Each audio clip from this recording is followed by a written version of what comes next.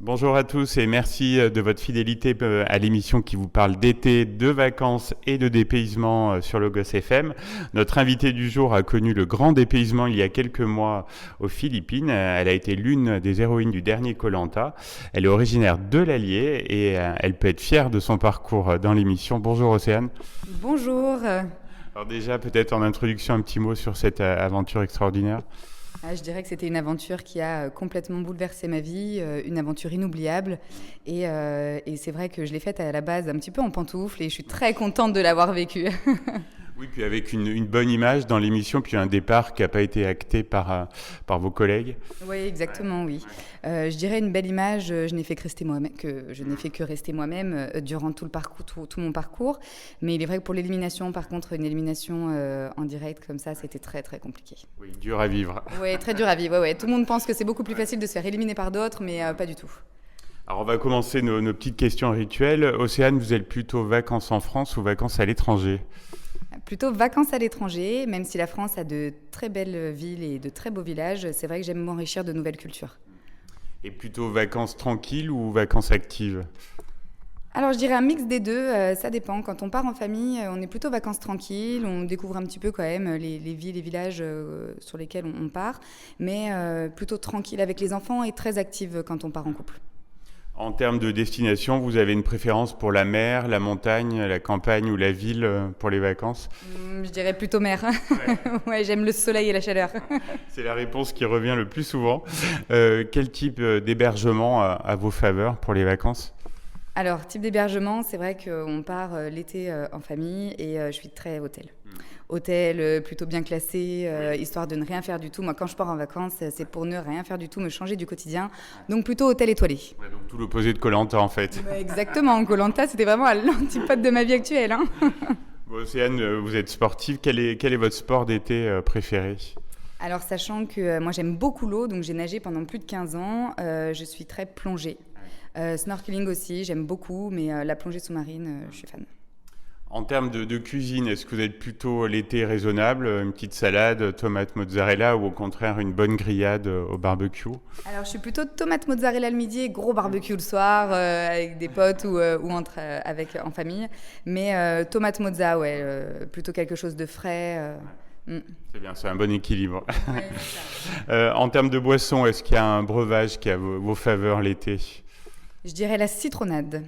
La citronnade, c'est quelque chose que je peux boire tout au long de ma journée, du matin au soir. Ça peut être du réveil jusqu'au coucher. J'adore la citronnade. C'est vrai que c'est agréable. Est-ce que vous pouvez nous avouer un petit plaisir estival, personnel, peut-être par rapport au reste de l'année ? Le petit plaisir estival, ça va être... alors c'est bizarre parce que c'est pas quelque chose de frais qu'on a l'habitude de manger l'été, mais je suis très crêpe. Crêpes et gaufres. Ah oui, je mange beaucoup de crêpes l'été, j'adore ça. Et ça que l'été ou plus l'été ? Plus l'été. Ouais, c'est quelque chose que je vais plutôt prendre l'été quand on part en bord de mer, comme ça, le long de la plage. On a souvent des crêperies et c'est vrai que je me laisse souvent tenter par une petite crêpe. Votre coin d'Auvergne préféré, Océane ? L'été ? Alors l'été, j'aime beaucoup le Puy du Sancy. Sur lequel on peut faire de belles randonnées. Et après, en termes de petits villages, j'aime beaucoup le petit village de Charroux, qui n'est pas loin, de jolies rues pavées, des magasins artisanaux. Oui, ouais, non, c'est vraiment un chouette village. Oui, c'est ça, c'est très joli. Et pareil, que ce soit pour aller boire un coup avec les enfants, manger un petit bout sur le pouce, ou aller acheter des bougies, de la moutarde de Charroux. Voilà, j'aime beaucoup ce coin avec les enfants. Est-ce que vous pouvez nous dévoiler votre destination de vacances 2024 ? Alors, si je vous le dis, vous seriez peut-être les premiers au courant, puisque même ma famille ne l'est pas. Je suis une maman très désorganisée. Ah oui, donc c'est un peu surprise, quoi. C'est toujours un peu à la dernière minute. Donc là, on revient de l'île de Ré. Oui. On a passé de superbes vacances. J'ai trouvé ça magnifique. Et là, du coup, notre prochaine destination, je ne sais pas encore si on prendra l'avion ou si on restera en France, mais ce sera sûrement du côté Italie. Voilà. Pour l'instant, encore rien n'est acté. Est-ce que vous avez le tube de cet été 2024, la chanson qui vous accompagne, ou vous écoutez un peu de tout Ouais, j'écoute un petit peu de tout. Alors, j'adore la musique latino, les sons un petit peu espagnols ou même portugais. Donc, les sons du moment, ouais, je dirais que c'est plutôt les sons latinos. Est-ce que vous avez un livre là prévu dans la valise cet été, ou vous n'êtes pas une grande lectrice ? Alors si, j'ai toujours, ça fait quelques années que je me le traîne dans mon sac quand on part en vacances. J'ai toujours l'Alchimiste de Paulo Coelho dans mon sac. Et depuis koh c'est vrai que là-bas, j'ai dû lire beaucoup avant de commencer l'aventure, puisqu'on est un sas un petit peu avant de commencer le jeu. Et du coup, durant cette période, j'ai lu un livre d'un écrivain que j'aime beaucoup, qui est Yasmina Khadra, Ce que le jour doit à la nuit. Et ce livre, c'est vrai qu'il m'a bouleversée quand je l'ai lu. Alors, je ne sais pas si c'est le fait d'avoir été loin de ma famille et de l'avoir lu dans ces conditions-là. Mais du coup, cette année, vous voyez, je l'ai déjà relu 2 fois. Et du coup, il vient s'accrocher un petit peu à l'Alchimiste de Paulo Coelho. Ouais.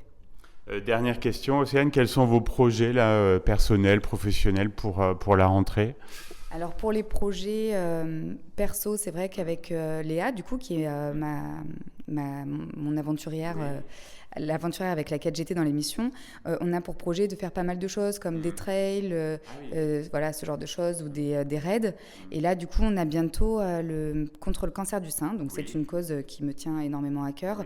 Je fais le triathlon des roses, du coup, le 29 septembre sur Toulouse, avec Léa, du coup, en binôme. Et du coup, j'espère qu'il y aura encore d'autres opportunités qui s'offriront à moi, sur le plan sportif, en tout cas. On vous le souhaite. C'était un plaisir de vous avoir dans l'émission. Merci beaucoup, Océane. Et puis, à très bientôt sur Logos FM. Merci beaucoup et surtout, passez de bonnes vacances.